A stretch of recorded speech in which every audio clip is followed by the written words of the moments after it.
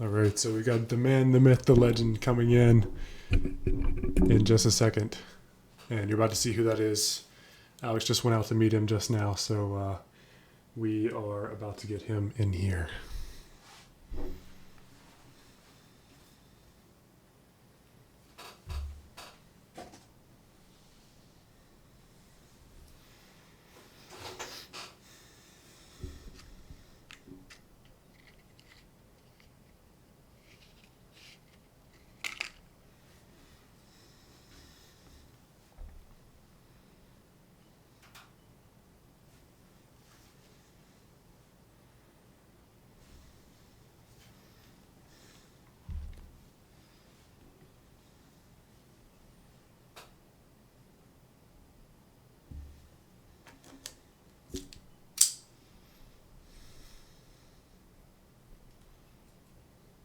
By the way, check out the setup, guys. We kind of updated some things. You can kind of see from my camera. We got my little portrait. Shout out Panawat. And you can see over there, we got Alex's portrait. Shout out Panawat again. And yeah, we got a few other little things on the wall. Like, for example, you can see back here, we've got a whole wall of art. And you may be able to see it better on this camera. I'm not sure yet, but we will see. Yeah, we're slowly coming along and adding more things as time goes on, and you are going to see more and more things coming. So stay tuned, continue to watch our podcast, and we might even throw some little Easter eggs in there. So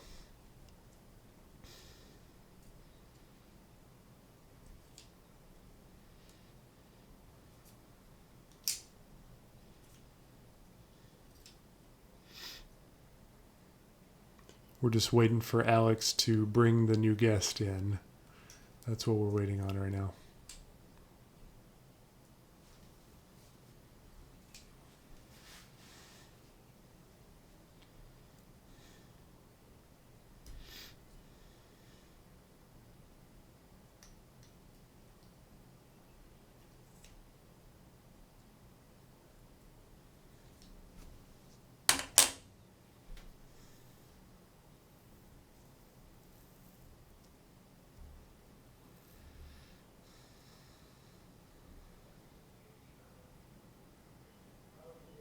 I think I hear him.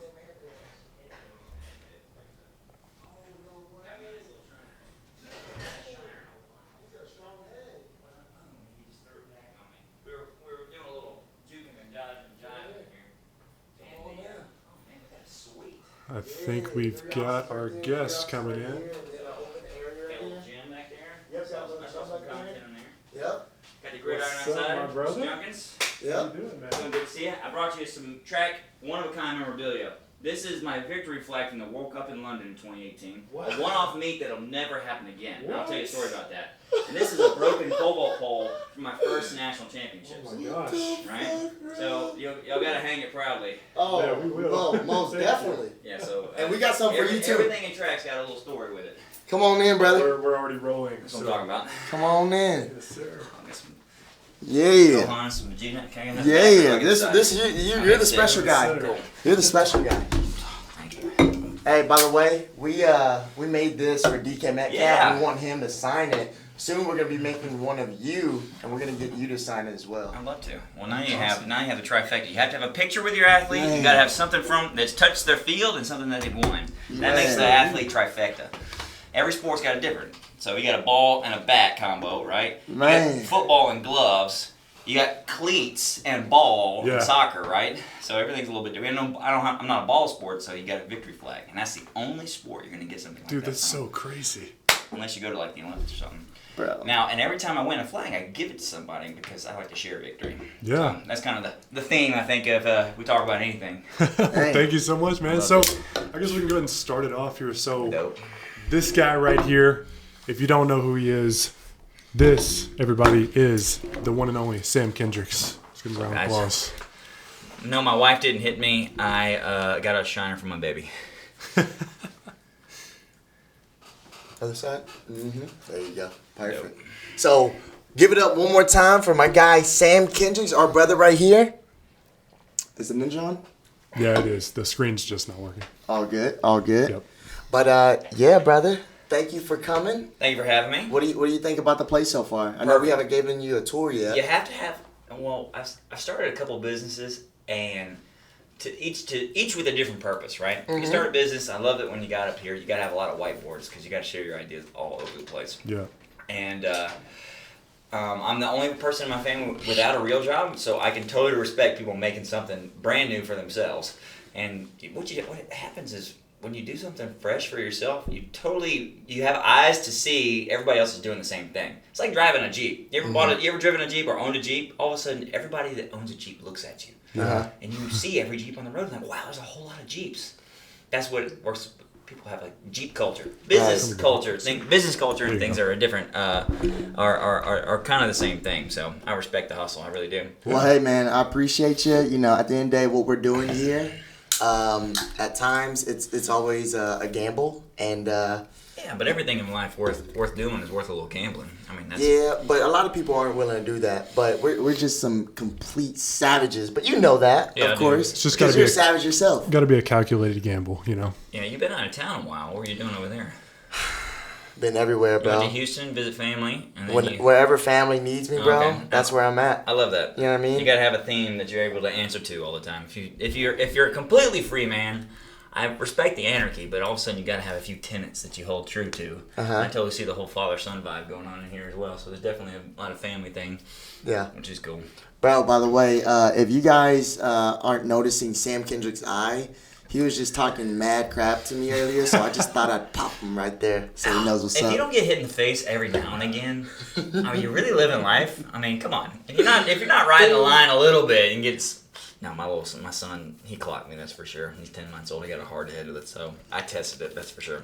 It's all good. It's all good. Y'all are both Superman and Super Baby. But, man, so what we're doing right here, man, we're shooting a podcast. We're creating content. We're honestly, you know, as you can see, Ole Miss, Oxford is getting a lot of hype, a lot of publicity, and it's growing. You know what I mean? And we want to add on to that. And, you know, we're always trying to do whatever we can to promote Oxford, Mississippi, because this place is magical. You know, there's some, you know, we're talking to London yesterday, and, you know, there's maybe some stigmas around Mississippi because of its past. But honestly, this place is the best. You know what I mean? Yeah. Well, I've been to 32 countries traveling with sport and things like that, and I have never encountered another town quite like this. Not that I haven't been to a lot of great towns. Right. But I always feel a little bit more restful, and there's always a bit of a larger open door here than there are in a lot of other places, especially in Mississippi. And I definitely I have been the bearer of that stigma, and I think it makes me be even better. So I try to be a good representative for the old SIP wherever I go.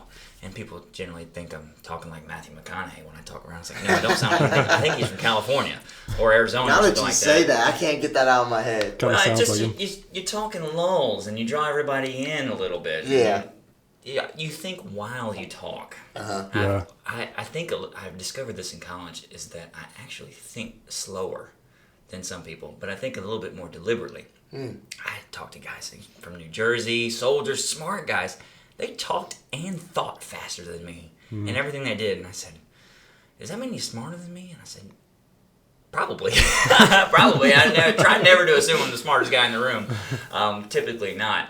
And you're always just trying to prove you have something to offer. Yeah. And I think that's what is the theme. I go with Mississippi everywhere in the world. What's Mississippi got to offer? Typically, it's a vein of hospitality and camaraderie and history for good or for ill. For good or for ill. I mean, that is just like anywhere though. Anywhere. And if you try to hide from the ill, then we're all never going to be the positive, progressive people that we need to be. Right.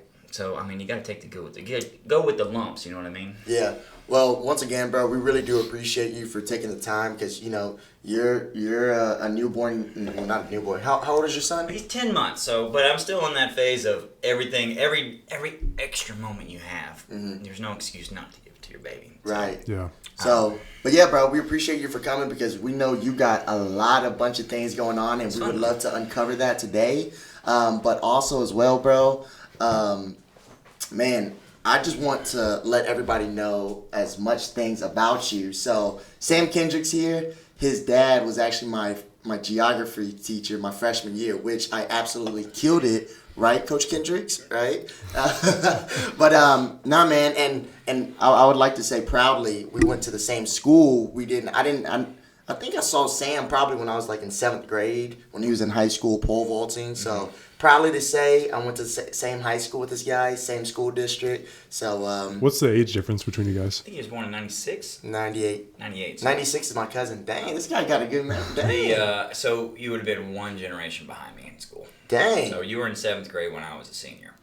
Okay, so I was right. Okay. Yeah. I got a good You're memory right. too. Yeah. Good memory. Yeah. Yeah, I graduated in 11, so you would have graduated in 16 or 17. Right. So, so for the people who don't know about you, bro, like, so you graduated from Oxford High, right? You're a local from here.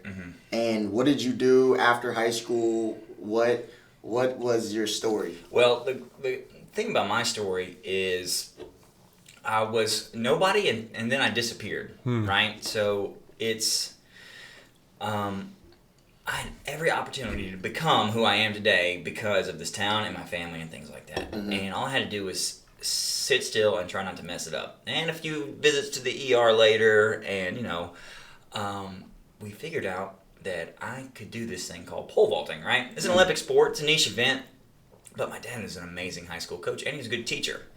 And he was an avid historian and a great learner. So in doing that, he helped me uncover great opportunities. I got to be a big fish in a little pond at Ole Miss, and like we were talking about earlier, Ole Miss and Oxford has a weird thing of opening doors so long as you put the effort in. Right. Right? It's not going to do it for you.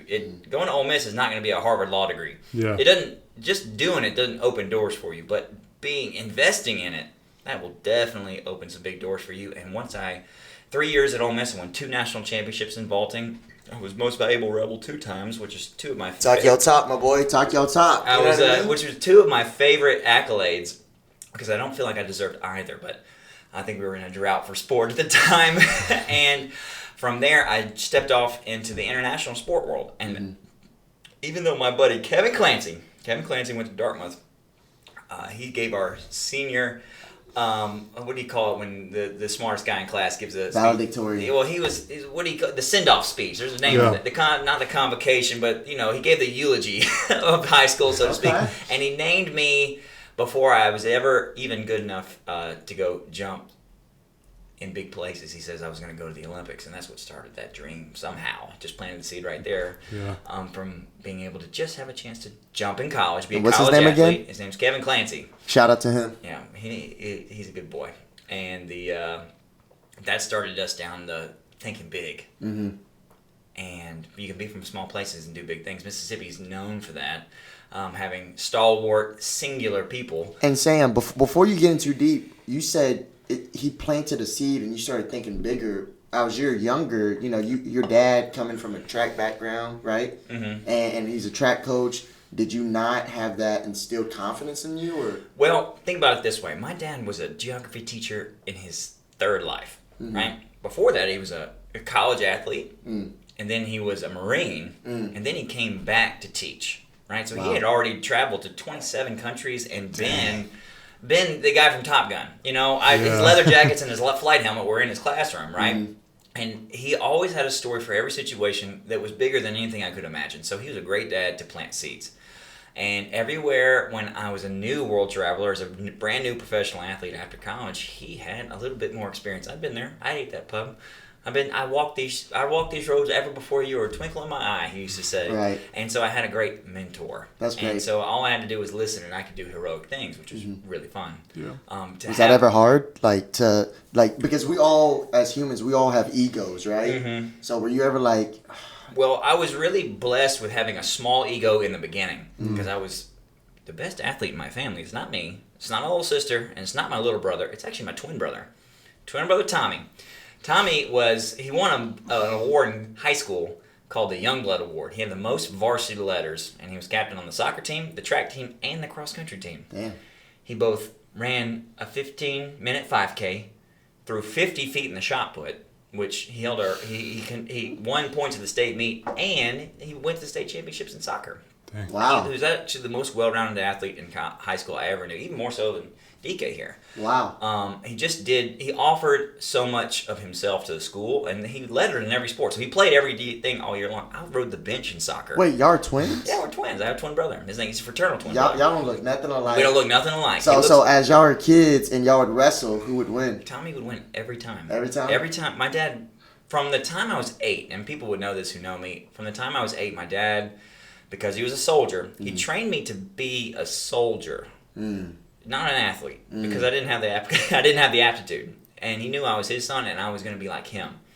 And that's prideful and arrogant and a diva and an immortality complex. And so he tried his hardest to keep that out of me. And yeah, very much so. Vegeta, yeah. But he put us in scenarios. We ran every morning, we worked every morning, and then we went to school every morning, and early every morning. Before I never missed a sunrise until I was in college. Wait, would he be like that military dad? Yeah, he would banging, "Dad, get up!" No, he would. If I was 1 second late coming out the door, he would bang open the door, get me out of bed. He would flip our mattresses, and he would bring me my coffee, and he'd say, "Drink it," and then we were going out the door because he was already ready. He was just a great model for never having a bad day. And he led the run. But every day I tried to win. And I lost every time. So, funnily enough, if we get deep enough in this, I'll tell you why I'm the world's greatest loser. But I was the world's greatest loser in my own house because Tommy won everything, and he could keep up with my dad, and I couldn't. I was small inside. I wasn't like old DK here, you know. I was small inside. And so he trained me to be a soldier because he knew, he had read the books. He says small guys can be big soldiers, right? Small guys can be brave. And he trained me to be brave. He trained me to be so brave that I could actually never be afraid of anything. And that's one gift my dad gave me. Probably the only gift, the greatest gift he gave me is I've never experienced true fear in my whole life. He gave me great faith. He gave me great tools to deal with hardship. And then one day he called over the loudspeaker when I was a 9th grader in 2009. And he said, "Sam, our number 1 pole vaulter just quit. He got a job. You're now suiting up. You're a pole vaulter now." Okay. And I had been training with the girls for years. I was like, what the heck? I didn't think my chance would come till 2 years from now. I wasn't that good. And I suited up, baby. I suited up. I was like, "You got your suit? Put it on," you know? Right. And that started me actually being a contributing member to a team. And I contributed to the track team. And eventually I won 2 state championships in high school. But Tommy, he won everything. I mean, he's good. He scored lots of points. Everybody knew Tommy was going to be... Bro. You hand the baton to Tommy, he's not going to let you down. Yeah. Trust me, bro. I can relate to you. You know, Colin, we all know Colin here. He's my cousin, but basically like my brother. And have always had a chip on my shoulder because this guy has been the most perfect human being in everything. Yeah. You know what I mean? But no, it's good though because, and not only good, but great because that's somebody who I looked up to. You know what I mean? It's a healthy competition is what it is. Yeah. I mean, just... We're helping each other out grow. It was a very competitive house, and losing's a great trait to have. I've come to realize. It's cool being in a sport like track. I gave you my victory flag earlier. Here, show that to the camera real quick. Yeah. So this is a flag that I gave Alex and Taylor from a meet that will never happen again. This is a one-of-a-kind victory item. Where's the pole? Show them the pole vault. And I've given these guys 2 pieces of the athletic trifecta. Eventually, when I win something else, I give them a spike. See, I wanted to build it up, and then let everybody know and do like a show and tell. This guy beat me to it. We'll get back into that. But to win things like that, you just gotta. It's a one-off victory. It'll never be made again, which is pretty cool. We appreciate you, brother. Yeah, thank you so much, man. Yeah, well, if you're gonna have a swell office like this, if you're gonna have a swell office like this, you gotta have something to hang on the wall. Yes, you're already working your way toward it. We were putting stuff up right before you got here. I dig it. I really do. Yeah, man. And but being a great loser will lead you to be a great winner. You just gotta, But in track, you can be second. You can be second place and make great money and do awesome things. You contributing to the meet. It's not like the Super Bowl, win or lose, but the loser that went to the Super Bowl, he went to the Super Bowl. So, bro, I want to go back to your dad, and your dad's relationship, because growing up, me and my dad's relationship was great. Now it's kind of like a little wobbly. Trust me, I understand that completely. Right, but every family's not perfect, right? It's all good. But has there ever been a moment where like you resented your dad, or like you wanted to be rebellious towards your dad, or like any ups and downs with him that you would like to share with the people? Think about it this way. Imagine your dad's always given, and now being a new father, I think I'm coming to understand this even more. But I tried really hard to be a good student. Because I wasn't good at anything, I tried to learn hard. And I was a great teacher. I mean, I was a great student when he was trying to teach me things. But putting the big concepts into place that your dad wants you to do, because he's about the only guy in your whole life that's going to be happier when you're better than him. Mm-hmm. Yeah. But how does he give it to you? Well, the only way a dad's really going to be able to give pieces, make you better, is to give pieces of himself to you, right? So I told you, my old man, Scotty K, Coach K, and he's a hard guy, and he was right out of the Marines. They hired him at the middle school because they needed a strong male figure to break up fights. In the beginning. Really? Yeah, he taught right now before my dad married my mom. He taught right down the hall from my grandmother. What the heck? Little Miss Reeves, 65 years old, not gonna be breaking up any fights. But Coach K, nobody was even thinking about fighting. I tell you what, everybody was so afraid to come over to my house because you were either working or he wasn't gonna have it. There was always something. And everybody was afraid to come hang out with Scotty K because there were rules. It's funny you're saying that about your dad, because when he was my geography teacher, every time we'd go into class, he'd be playing Taylor Swift 22. I tried, and about that time you were in his class, we were in, it was right before he was retiring, so he was right there at the end. And he had mellowed out by the end. He definitely mellowed out later, and now he had to harden up again for my little brother. But my relationship with him is, he gave me so much of himself, and I didn't have eyes to see it. And so I also couldn't be as thankful as he felt like I needed to be for all the things he was giving me. His time, his passion. He volunteered at Ole Miss to coach me. Ole Miss wasn't going to hire a coach. They didn't have a great coach at the time either. I actually left early from the Rebels because of the head coach chased us out. And it was a bad scenario, but I got to do that with him and prove that I was down. I was in it with him. Right. And like I was saying earlier, you take your lumps and you carry on. You take your lumps and you carry on. But pride, like we were talking about earlier, your dad's giving you everything, and now you're on top. How do you be thankful correctly? And that's a tough thing to learn. How to be gracious, how to be thankful. You're never going to be all the way. You can't win everything with your dad. You can't get it all the way right. I feel like, and I question myself, like later on, whenever I have a kid, I wonder how I would be. Like, would I be like giving my son like tough love? Yeah. You know what I mean? Yeah, that's a tough question because you don't know. You know, having never had a kid, it's hard to say.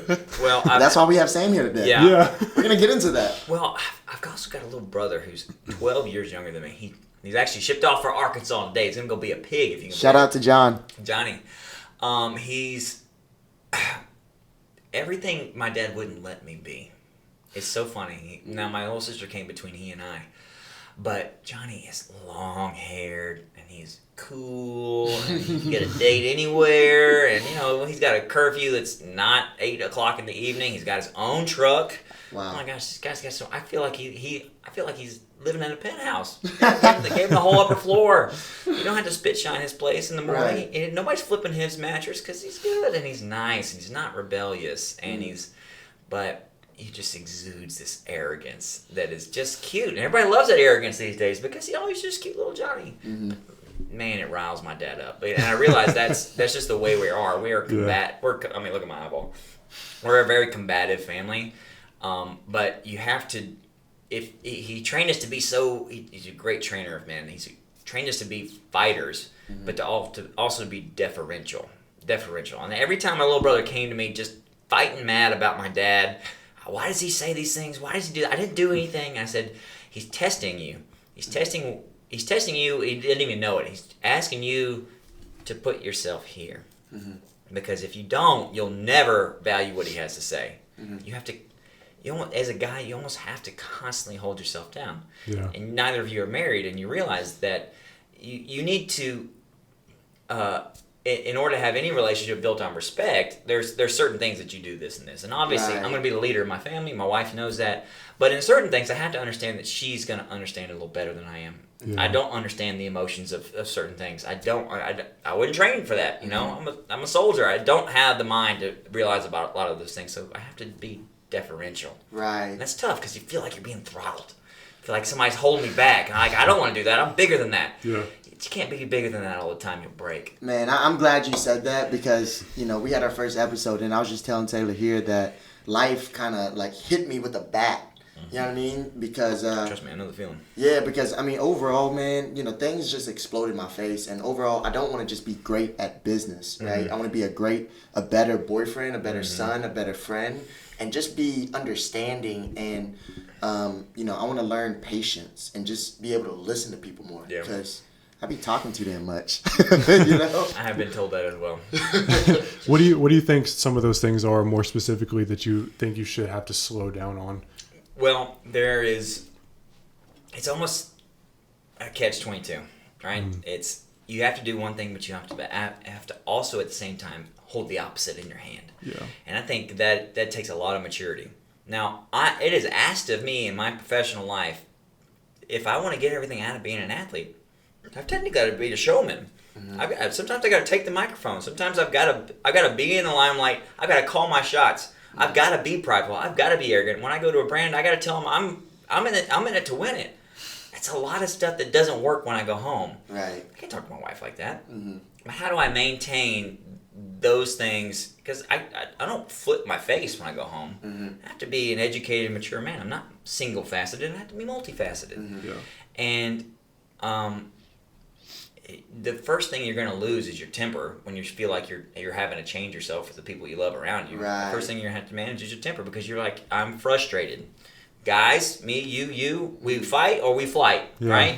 If I'm and usually if we're fighting with somebody we love, what we'll do is we'll fly. We'll say, I'm not gonna say nothing. I'm gonna say nothing. I hold myself back, and that makes you even more angry. Oh my, Yeah, man, that's bro, so I'm true. so glad you're here because everything. Because you, as a person, Sam, you play all the roles. Not only an athlete, but a businessman, and you got some things cooking up, and I'm excited for you to tell about that. But also, not only that, you're a big brother, you're a son, and you're a husband, and now you're a dad. And you have to do two things. And being a high level athlete taught me this so clearly.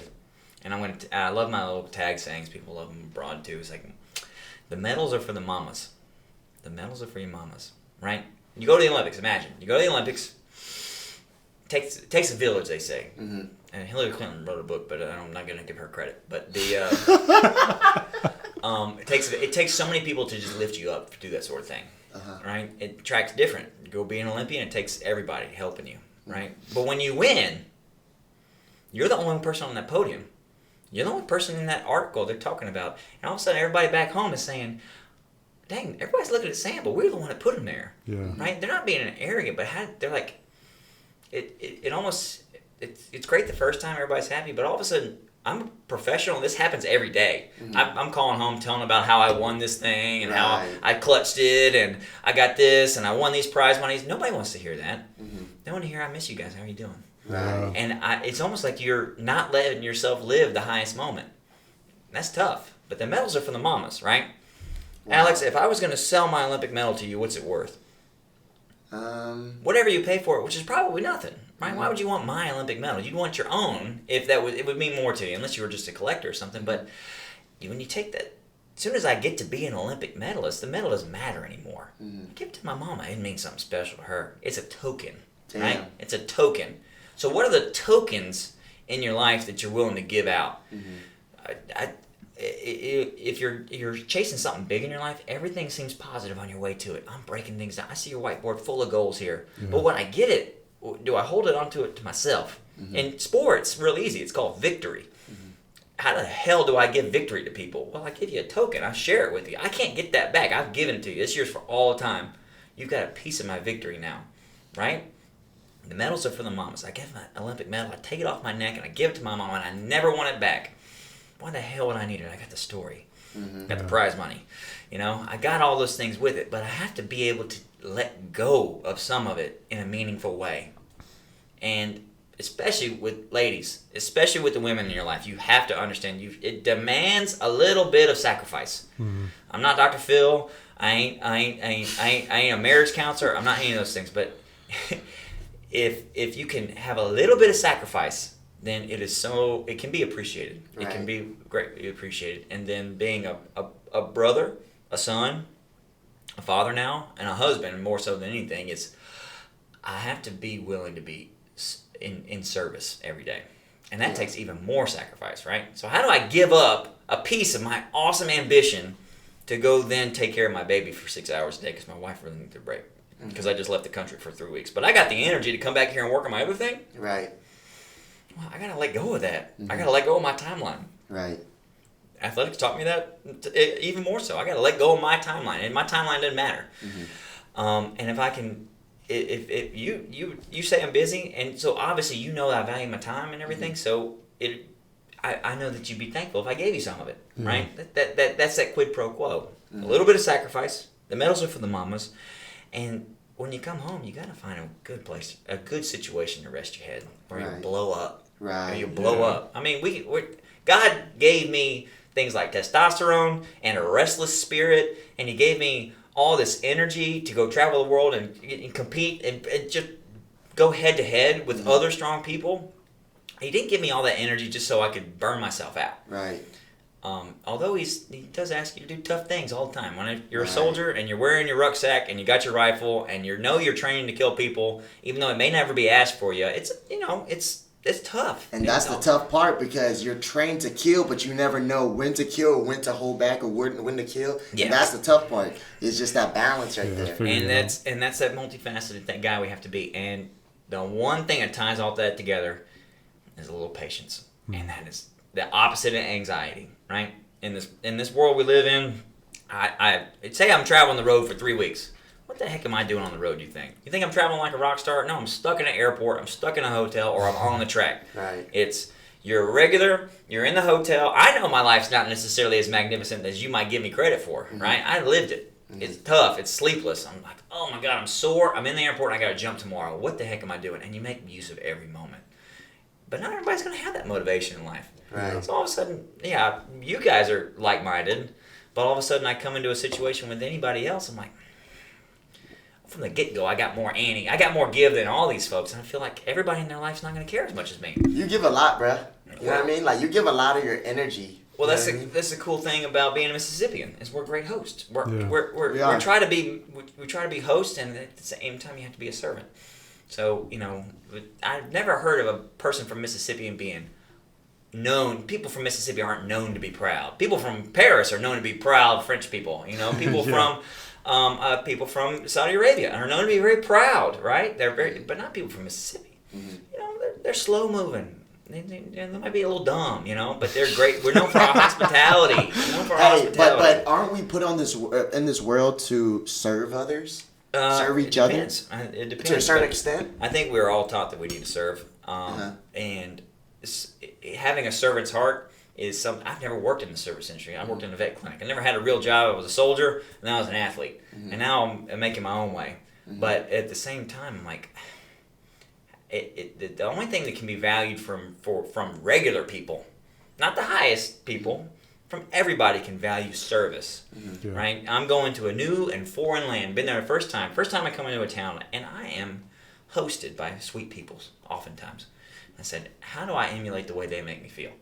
And without being the most psychoanalytical podcast ever, there's a common theme. I said, if everybody would give a little piece of themselves, then all of a sudden we all realize that we care. And if your dad knows that you do care and you can show him how you care, yeah, he'll lay off a little bit. That's the way it works with my dad anyway. Yeah. It didn't work every day either. Sometimes I just stick my foot in my mouth because, as you guys I'm like Alex, I don't know when to shut up. But Sam, with that being said, before we move on to the next segment here, I want to ask you, we always like to ask our guests, we're going to start doing it. Right now with life and everything, on a scale of 1 to 10, truthfully, tell us how you feel. How are you happy right now, or how's life treating you? Happy, 1 to 10. I'm a 10. I'm a solid 10. And why is that? There's one of the cool gifts you have of getting a little older is that if you knew how to set simple goals and you actually attained them, and you don't let the world wash them by, right? We live. Especially me. I'm in a different city every day. I got a trip of 5 different countries coming up here at the end of the month. I got to get ready for. I got to travel between 3 states next week and things like that.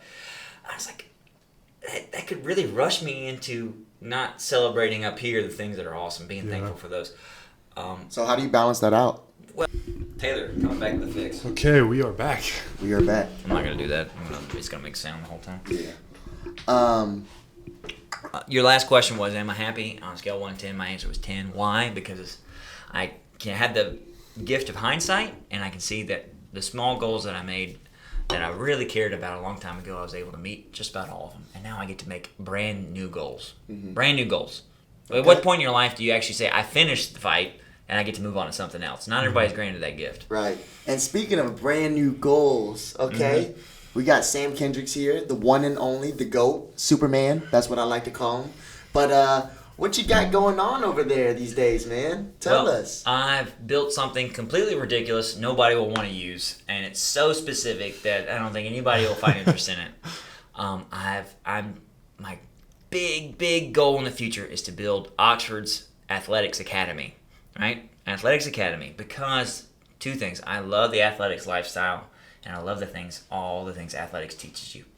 And I got 3 missions, right? 1, I want to build an environment of high-level athletics. An environment of high-level athletics. That's 1. We'll table that. Number 2, create a venue for the highest level competition.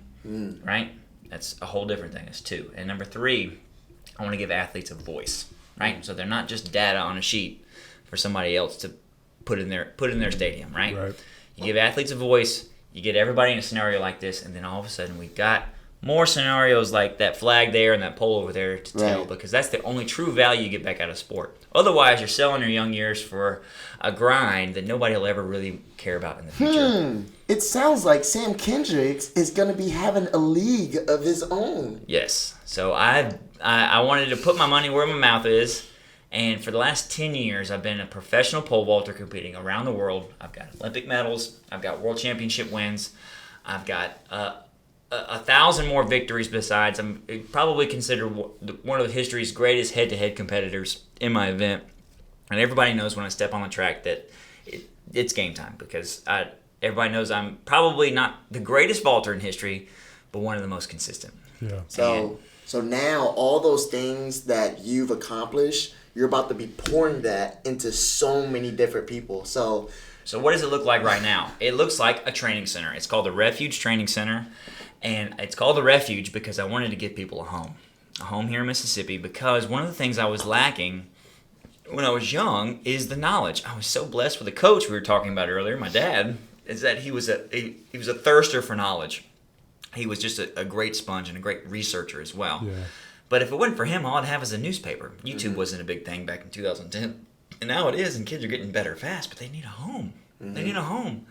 I've been kicked out of a lot of things in my life. I've been kicked out of the Olympics, the highest level sport. I got kicked out of it for no good reason. Oh, let's talk about that. Well, later. Okay. I'll get on my soapbox. I got kicked out of my university at one point. I've had doors closed on me when there was no good reason to, just because everybody said it was a good idea. I've never made an enemy in this sport, and being ousted from it, it hurt. And so I said, I want a place that no one can oust me from. Right? And it almost, when I started this, what does it look like? Well, it's a 3-part facility. 1, I built into my home. It's a athletic spa and training hall where I want to be able to teach athletes how to fix themselves and get ready for the fight the next day. It's so important. One of the tantamount things I've learned in sport is that if you're not ready for the fight the next day, you're already lost. And there's no better way to prepare than at the feet of a mentor who has done it before. Number 2, I'm building an all-purpose athletics field.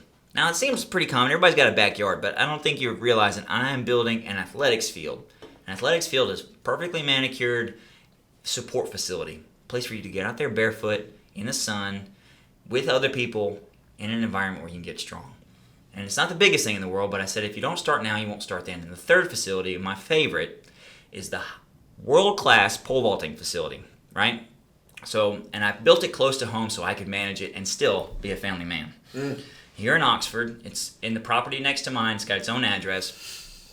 And I want to be able to bring Mississippi's hospitality to bear in my sport. So that way, eventually, I can take an event like we did on the streets of Beale in Memphis the other day, last Saturday. That was crazy, I saw bro. that, yeah. Yeah, I won that meet. I wish I was there. And I said, well, I'm going to put it on here in Oxford for you, because Oxford's a way better town than Memphis. Yeah. And we got great food, and everything's palatable, and you can get here. I'll send a limo for you at the airport. I want to be able to bring in Olympians and people that high-level competitors in a way that track and field can touch a community that another sport can't. Yeah. Track is cool because you can be from anywhere and go to the Olympics. You can be from anywhere and be a great track athlete. You just got to put a mark down that's so fast that people can't ignore it. Right? There's no ousting you from track, except in the last few years. And I wanted to create a refuge, a home for other athletes, and a place of an environment to get better, competition venue, and a place you can put your voice out there, which is going to be cool. Okay, so if they're wanting to check that out, I mean, do you guys have social media for that? Yeah, we're building a release right now. We've got a social media. It's a little bit under wraps, but I'll give you a key. It's at Refuge Training Center on Instagram. That's just me managing it. And we'll put the link down below, too, on the video. Yeah, it'd be fun. I was in the paper here in Oxford the other day, and I've contracted a company named Vault Entertainment to make my release video, and then we'll be off to the races from there. Amazing. And the only reason I picked them is that my buddy and Ole Miss teammate was the one who built that production company. It's called Vault because they were former pole vaulters. And the cool thing about what I'm doing is I've been keeping it under wraps until it was close enough to where everybody could come use it. And that's hopefully the release is coming out here in the next couple weeks. And every professional pole vaulter I know, I've been going around the world collecting support from everybody so that they'll help me share about it when it comes to fruition. Right. Yeah. And my big hairy goal is that I want to have a competition this October. Right? I want to have my first competition this October, and I'm going to be able to invite high school athletes, post collegiates, things like that, in October, which is a great end of the season kind of middle fall competition month. It'd be cooler, and I want to be able to put that on display so I can fit 3,000 people out there as spectators, and that's really what I want it to be. Is I want to bring a stadium feel to the sport, and then in the future I'm going to do the thing we were talking about. I want to build my own league. Is that thunder? Is it? I think so. That is thunder. Wow. That's so epic. It was pretty loud. I was like, is it the air? I was like, It's fun run, baby. I was like, did I just fart? It's shaking in here. Yeah. They're banging out in the gym behind us, or it's thunder. And I think the latter is probably true. Bro, I want to, by the way, first time I want to say, you got our support, hands down. You got our Yeah, support. 100%. But secondly, I want to ask you, when you did your meet at Bill Street, did you wear a vest? A bulletproof vest? No, the only vest I would have needed was a cold vest because it was hot. Oh, yeah? It was hot, and it smelled like loud and sewer a little bit. Loud and super. Shout out to Memphis. Yeah, and there was this motorcycle convention going on at the same time, and so there was all kinds of big engines going around. Right. But it was a serial event. This is our second edition. I was trying to get my facility done to do my first edition of my meeting this year, but I couldn't do it. And I said, okay, that was a little bit too big. We failed, but we are extrapolating in the future, and so this place is also serving as my Olympic training center because I ain't retired. I'm doing this now because I love it and it's going to help support me and so many other people. Right. But this is also the Homie Olympic Training Center. You know, this is where the homies come to train. This is where my guys come in and they want to get. I mean, we're going to have some of the best pole vaulters in history training here, and I want my homies to be able to come out and watch on their lunch break. You know, us train and things like that. What other sport do you actually able to go sit out there and say, I'm watching the future happen? You know, that's the cool part about it. And track is such a measurable sport that I want to be able to measure success here, and then we'll be able to leverage that against sport around the world. I'm excited to see that. Especially you're doing it in our backyard. You know what I mean? Oxford, Mississippi, baby. Yeah, and there's another goal way down the road is I want to build a multi-sport athletics facility that's open, and that way we can really bring athletes on early and create an awesome club system for sport. I'm going to need help with that, though. Right. I'm doing this now because I thought I could do it, and then everything else comes with partnership and other things because it's going to be too big of a dream for me to dream up by myself. So you're saying you want to put these everywhere? Well, I don't want to put these everywhere. I want to build a solitary academy such that, especially here in Mississippi, that all this amazing athletics talent that we have and I've seen it go untapped so many times. The dinner table when I was growing up was just full of the greatest athletes I ever knew, and I realized that they never got to go to the next level. They never got somebody cultivating them. besides Coach K and things like that, giving him the chance. A high school coach can't bring you to the next level. You need somebody that has the common vein, so you can climb that rope straight to the top. Is it publicity? Is that what y'all need? Like more content, No, more publicity? you have to give people a home, right? School track. Why didn't I do this club that I'm building? Why didn't I do this thing at the Oxford High School track? Yeah. Because that's Oxford High School, right? And once you're not at Oxford High School, it's not your track anymore. Now, that track's red because I bled on it, but it's not my track anymore. It's whoever's competing there at the time for the high school. But imagine you're a middle schooler and you want to be on the high school. Well, they're not going to let you go train with the high school team. And imagine you actually have big dreams to go be a collegian. Well, you're training to the level of high school and to the level of the coach that you have there at that time. In whatever school you are. I mean, you may have a great track coach like we did at Oxford, but not every school's got that. So say you're going to Potts Camp, Mississippi, or Pontotoc, or Lake Cormorant or something like that, and I need to go back to the well. Where's the well around here? There's no high-level sports training facility. There's nobody that knows how to teach you how to run fast. There's a few gyms around. There's a ton of gyms for getting fit, right? Fitness is something that's coming to Mississippi in a big way. I see gyms popping up all over the place, and I said, that is awesome, right? But for my sport, how to transition in a sport that's not just about fitness, but about cultivation, what's missing? Well, if you're going to be a pole vaulter, you're basically the quarterback of the track team, right? You got to be more mature. You got to know what you're doing. You got to bring your equipment, and you got to go find high level coaching in order to get better. Right. You got to spend more time. You got to learn your craft. Right. Or otherwise, you're going to get creamed. Same thing happens in pole vault. If you don't know your stuff, if you don't have somebody to tell you what's important, then it's actually for naught. It's actually for naught, and you'll never even break through a barrier that I could teach you to do in a day. I'm not the world's greatest coach, but what I can tell you is that in order to be good at something like that's technically challenging, or any sport really, you got to have time at the well. You got to be able to do it often. The greatest stories of athletes in our time is people who were able to build consistency. They were recognized by a team, right? And then they were able to prove it time and time again. So we're going to build consistency. We're going to give you a home to come train at. We're going to build you a team. I'm going to tell you how to build your method for you, and then I'm going to give you an opportunity to test it every week. A competition venue. If you're playing football, but you're riding the bench, but you're not playing in the game, you're not getting better the way you have to. Track and field doesn't have a limit on how many people can compete. There ain't 11 spots in the field. No, we'll have meet after meet after meet out there and give people the opportunity to prove themselves. That's what we need more of. And that's why I was driven to do this. I'm only able to compete 20 times a year. Well, after the wake of the shutdowns and everything from the last few years, international track and field has actually shrunk by about 50%. Wow. 50% of the meetings are still out there. That means competitions. I need more meets. There are so many good athletes that are not getting a chance to shine because there's not enough meets for them to go to. There's not enough competitions. The football, if track season could be year-round, I'd want it to be. Why? Because there is no limit for how fast people can get better.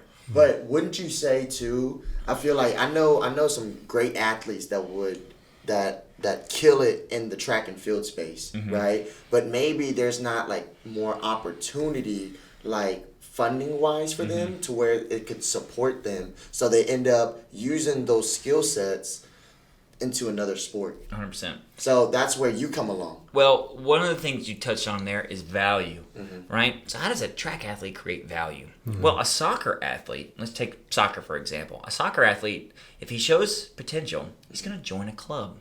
And that club is going to pour their time and their facilities into him. And if he's good enough, they're even going to subsidize his training. He's not going to buy into it. He's going to subsidize their training because the club is using him for their content and their brand and everything. And then if that athlete uses those tools well and develops value, he gives the opportunity to play. And when he scores goals, he gains value because there's a sport that needs him. It needs goal scorers. It needs great defenders. It needs goalkeepers that know what they're doing. And they come up visually. It's so hard when it comes to content and publicity. I can't sell you an athlete that that got that good today. Because this is his first opportunity to show it. You want to see where he's coming from. You want to see, I want to know what his baby shoes look like. That's the athlete you really get behind, the cultivated one. And in track and field, athletes don't have a lot of value outside of being mercenaries, competing for prize money, because it's not a hugely franchised sport. It's not. It's such an international sport. It's almost impossible to franchise it because you've got so many different countries to deal with. We don't have a regular season. We don't have a live tour. We don't have a PGA tour. Should we? We should, because competition breeds value. We've got all the athletes, but not enough meets. But also consistency, like people, Exactly. yeah. I want to be like baseball. I want to have more consistency, so that way I Right. know how good somebody actually is. Right. If they're a one-off or they're not. If what else I need to learn, I've got to have give and take. But at the end of the day, an athlete has no value except he's selling shoes, because only a shoe company is going to be valuable. The clubs, athletics clubs, is the next big thing in my opinion, because of how we utilize our athletes to build value. And that's why the third mission I have is build a voice for every athlete. Right. Because if I can have an athlete, I can train you to be good. I can train you to be great. You can become awesome. Right. We got to find out what your X factor is and how to cultivate that. Right. It takes a lot of time. It takes 10 years to make a great pole vaulter. It's a long time. It takes 10 years to make a great quarterback. But in that time, are you able to do this? Are you able to tell me why what you learned in athletics is important to everybody? Are you able to tell me why I should buy this thing that's going to make my life better? Are you able to tell me why your championship experience is beneficial for my business? Eventually, athletics has got to end. And that's something I come to grips with. I'm 30, 31. That's an old athlete. I'm the old guy on the track. Not necessarily. I'm not a weak guy by any means. Nobody would say that. I can do it much longer. But at the end of the day, yeah, athletics is going to be given way to a younger generation. You retire your heroes in this sport. Yeah. You retire your heroes. And being a good steward of the sport, somebody who held the sport and then gave it to the king or the next person in great condition, that's somebody I want to be known as. Exactly. I don't want to be the king. I've never been the king. I've been a great steward. the prince. Call me the sergeant at arms of track and field, because I never broken the world record. I've won the world championships. I've been undefeated. I'm one of the few pole vaulters in history that's ever gone a year undefeated for 2 seasons. And the and the value I have is I wanted to take a sport and say that's otherwise rife with problems and inconsistency, because it's tough. It's tough to fly high every day, and I want to take that, change it, and then give it back to the next generation with great value. That boy do be jumping up high Yeah. like Superman. That's why I call him Superman. Yeah. I put a pole in your hand, and everybody. It's such a good analogy for it. It's one of those cool things in life where you're not actually rewarded for 100% of your effort. Imagine that all the energy and effort you put into your business was validated and somebody gave value to it. 100% of it. It doesn't work that way. Yeah. You work really hard for a little bit of opportunity, and then all of a sudden you work not so hard and you get a lot of opportunity. And it's like a seesaw.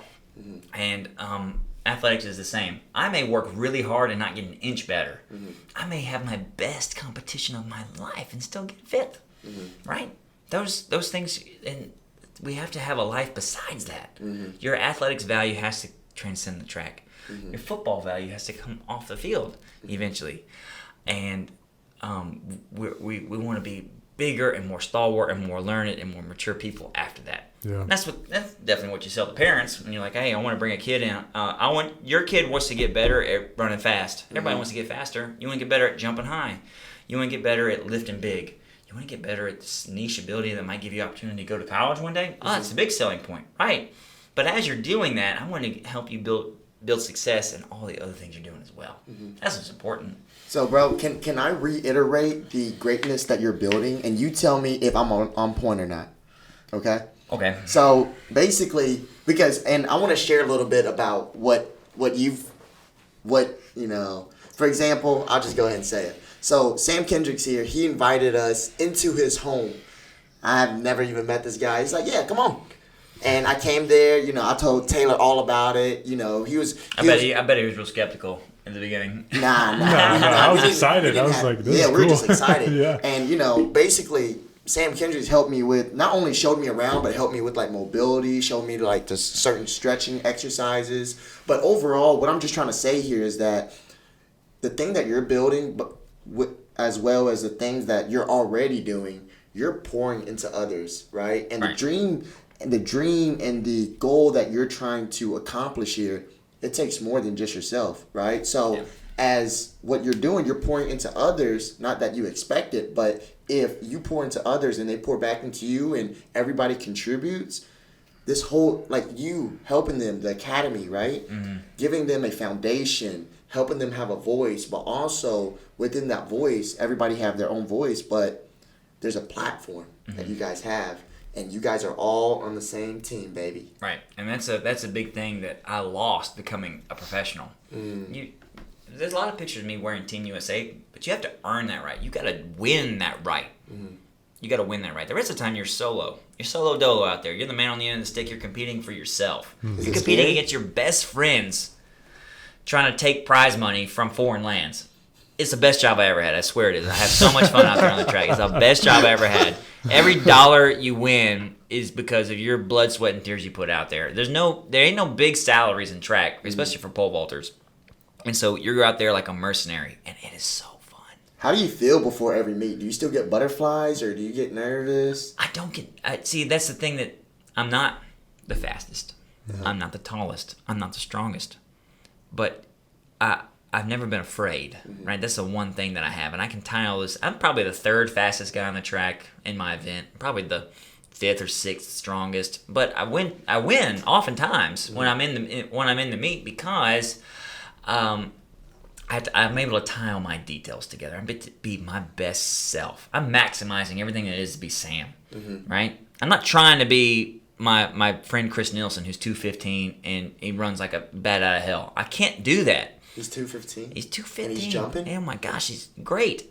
Jumping high. The Olympic as hell? silver medalist, high as hell. Yeah. Wow. 215. He ain't breaking the I stick. can't imagine There's a place for you at every level. And the coolest thing about what I'm doing with vaulting is that you don't have to fit a mold. I don't have to squeeze you into somebody else's shoes in order for you to be great. And that is such an important value to try to express to young people, especially in sport, where it says, do your reps, do your grind, get out of here and come back tomorrow. And it's like, no, where are you learning? Where are you getting your value out of this? What's going to make you stronger? Because I don't want to make you into somebody else. And I've never been a football player.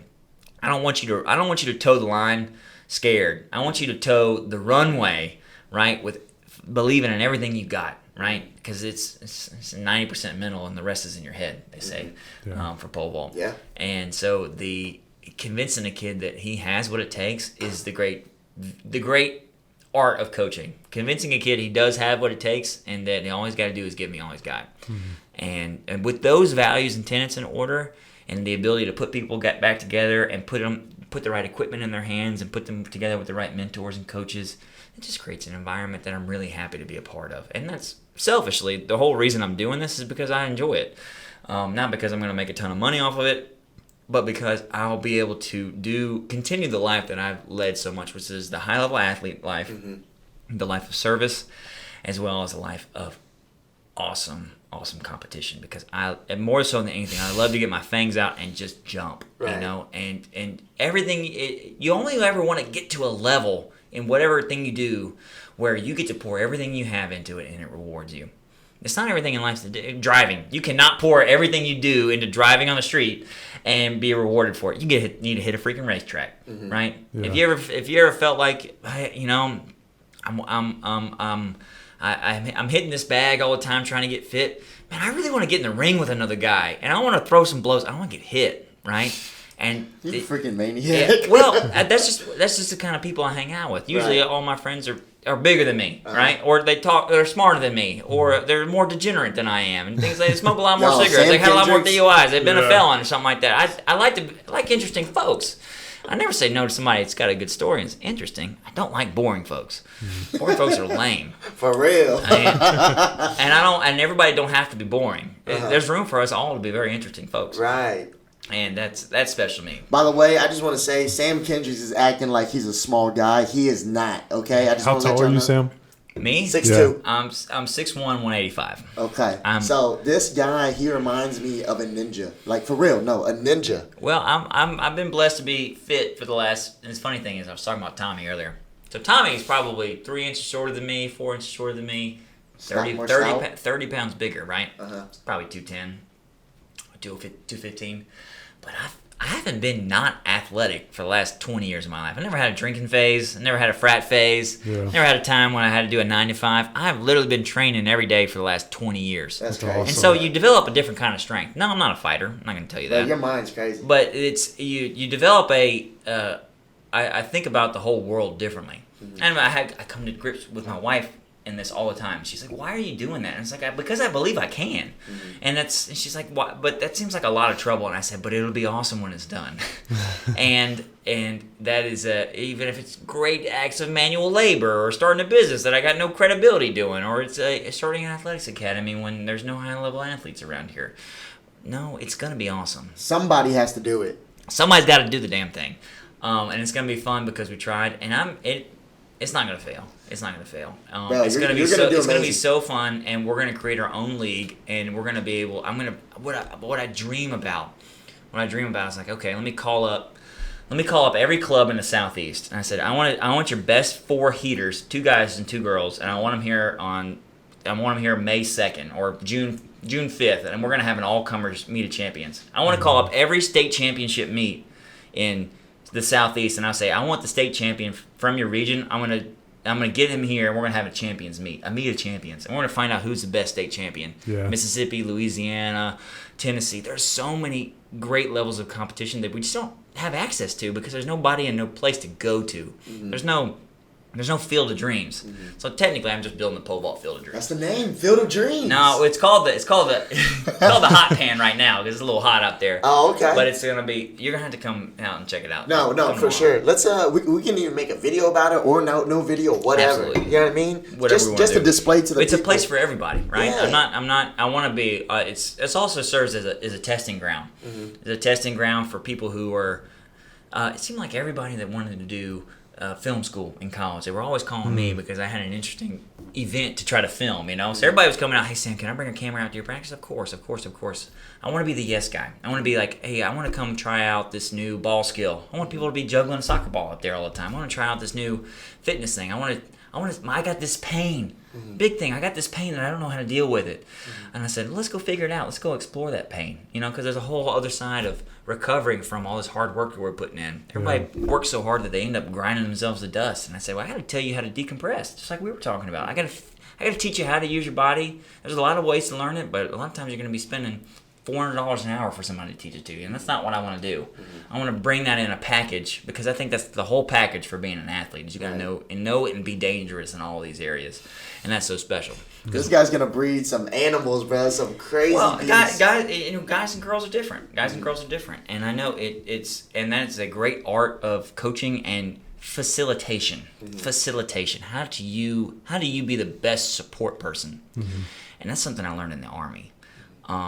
A life of service and how to be a good support person. Being an XO for a company, trying to have the tools in the hands of my commander in such a way that he's able to accomplish the mission I'm a part of.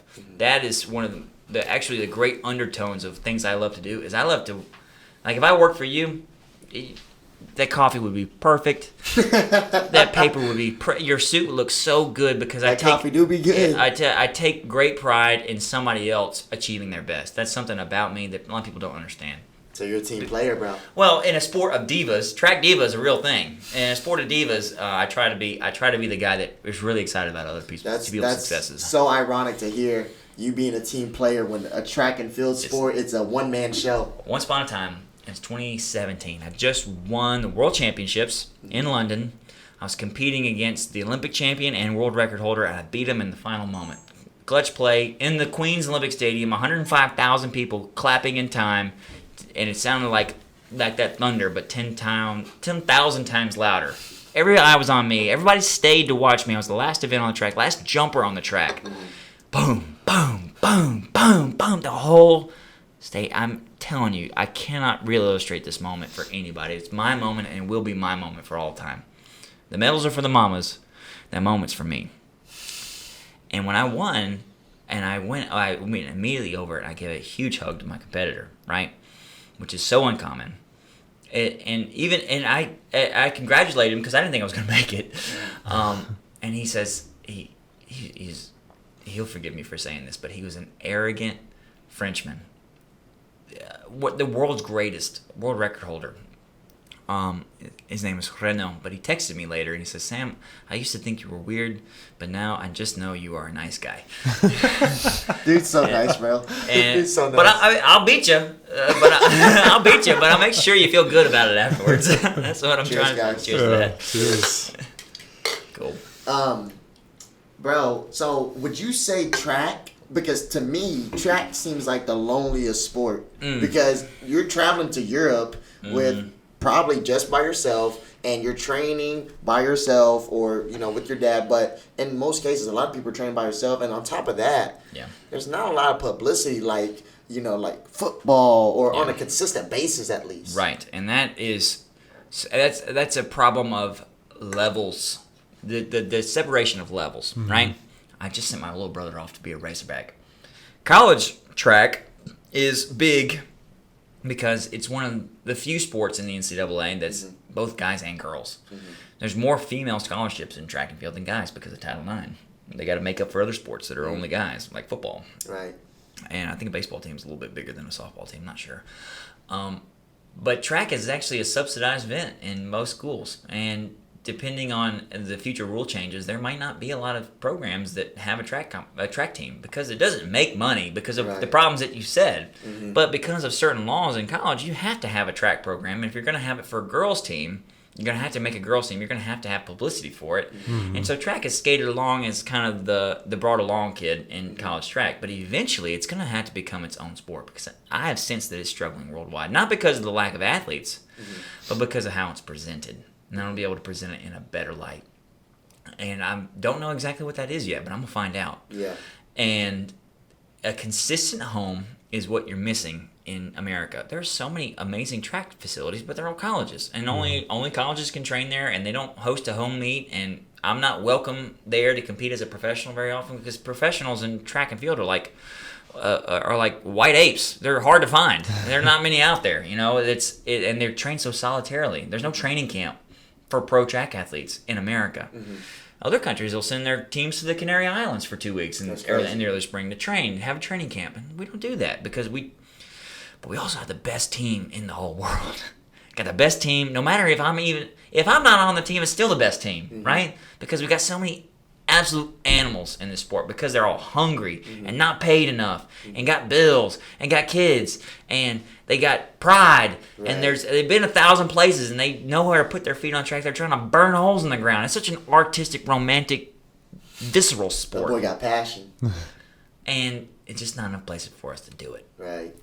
So for those youngins out there in Mississippi or outside of Mississippi or in the southeastern area, if they wanted to, they don't have any foundation, but they have the skill sets and they have the mind that they want to, and the passion that they want to further along this career.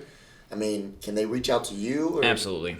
How can they reach out to you? So I've started this training facility because I'm a pole vaulter and I need a facility to train at. That I think that I'm proud of, that I can put my work into more consistently, going to some of the biggest meets in my life coming up. World Championships, Olympics, Indoor World Championships, things like that. And I know I have the best setup to train for that, which is really cool. But it's also open to everybody. I'm starting a pole vault club, but my ambition is to have a track club. And with a track club, track is everybody's fitness sport. Running fast and getting stronger is fitness, right? Everybody's got a gym. There's 1,000 different ways to work out. And yeah, I can write you workouts. But what we're trying to do is we're trying to cultivate your routine for your best athletics and for you to be your healthiest and for you to accomplish your goals. And that's a huge opportunity for partnership as well as it is for networking because everybody can respect the grind of athletes because it's, at the end of the day, somebody who's fit and an athlete are two different things. First, you have to train fitness. And then we can become athletes. Athletes is you're training for a purpose, right? You're training for a purpose. I would consider somebody who's in the Navy SEALs. They would be an athlete. They are training for a purpose. Fitness and purpose are different things. Looking good naked is fitness. I've got to jump over this thing to win. It's athlete. Right. It's the difference between being a mom and a doctor. A mom is a mom. A doctor is a profession. right? You can't be a professional baby rearer unless you are working at a daycare or something like that. Yeah. It's what you are, and it's what you train for, and it's what you studied for. That's an athlete, somebody who's focusing their athletic endeavors into something very specific. That's athlete. Yeah. We do fitness and we do athletics, right? We do fitness and we do athletics.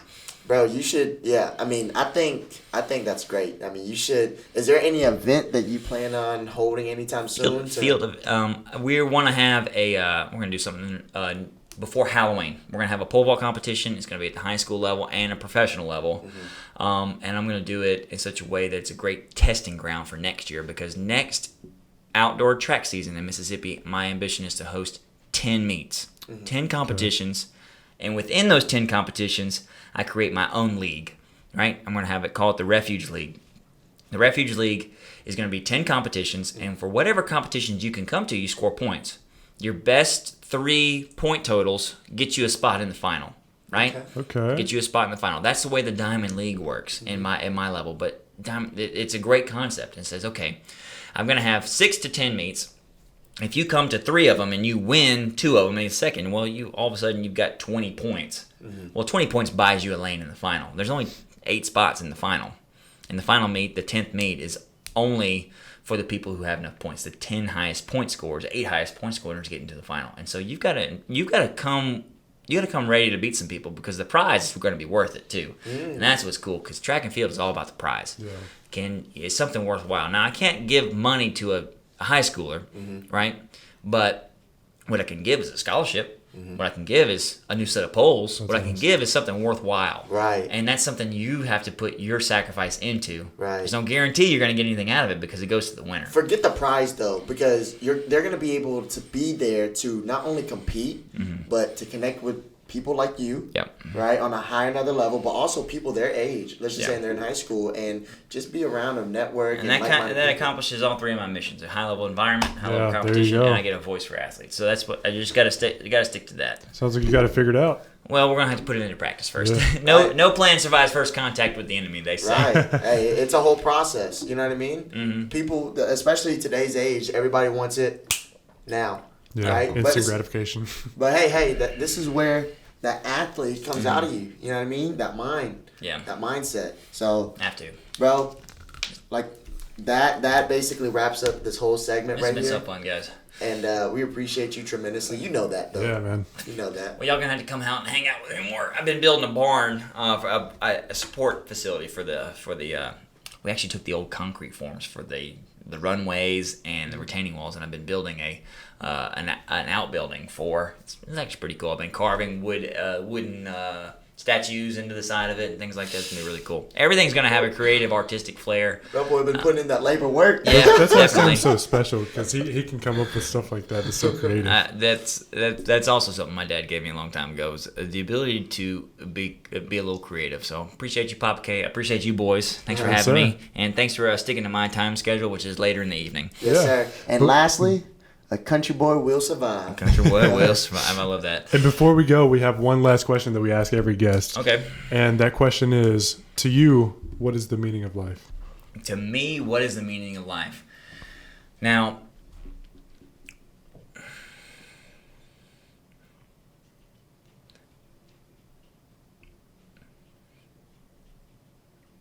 to rise to the purpose created for us, to aspire to the purpose created of us, which is pretty cool. And, I've always been, I've been trained for so many things, and I actually had to be trained in how to be strong in my faith.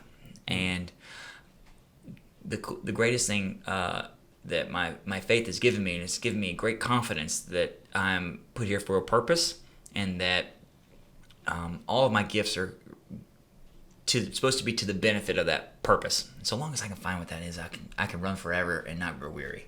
Yeah. So that to aspire to your purpose in this life is probably the meaning, because it's all about that journey, baby. So Forget Miley Cyrus. I love it. So kind of say it in like English on like lower first grade levels for the people like me who don't. The meaning of life, is that what you said?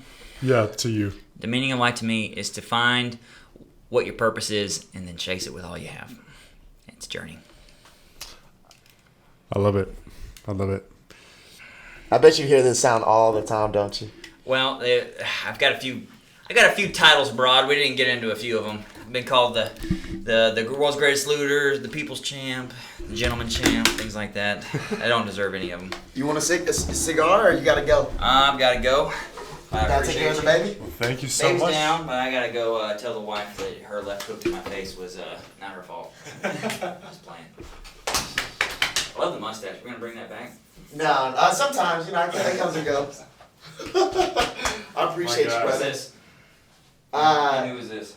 that's Taylor right there, and this This That's a good cut. I like that. Here, cut. let's take a selfie real quick. Let's do it. Let me take a whiz real quick because I read Go the ahead. call. Yeah, Okay, it's down so- the hall. Yeah, I see it. all the way. You'll see some ghosts, so just Some ghosts.